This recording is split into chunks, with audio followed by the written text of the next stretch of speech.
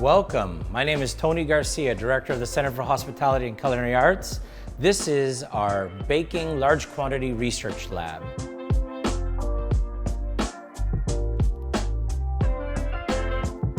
Hidden in the back corner is this great little chocolate lab. This is a tempering machine.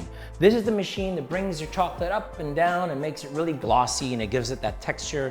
Here's an ice cream machine. A lot of great ice creams can be made here. We recently made a Spanish olive oil ice cream that was absolutely delicious.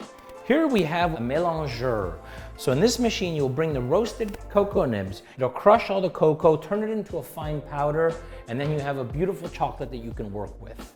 In this corner, we have what I call a spray corner. Essentially, you make a beautiful showpiece. Grab some spray cans full of white chocolate, dark chocolate, and you spray some design so you don't get it everywhere. And that's how you create these beautiful showpieces you see on the Food Network sometimes. Here we have a little couverture machine.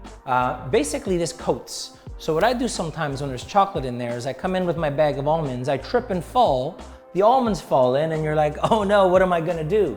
You've got to take them out, and guess what? They're chocolate coated and they're delicious. On this side of the chocolate room, this is where we make the candy.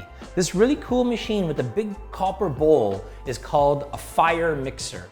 The fire mixer is where you put all the candy in, and the candy base turns around and stretches. And then when you're ready for it and it's nice and warm, you're gonna bring it over to this cooling table.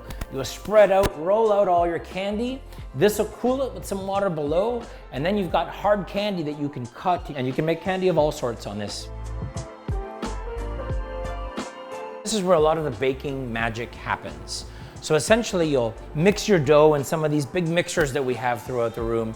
Then you'll bring it out and you'll split it all out and you'll put it into a proofer. And then when it's done proofing, you'll take it out and you're gonna throw it through a sheeter into the oven, rotating oven, and you've got some delicious homemade bread here from George Brown.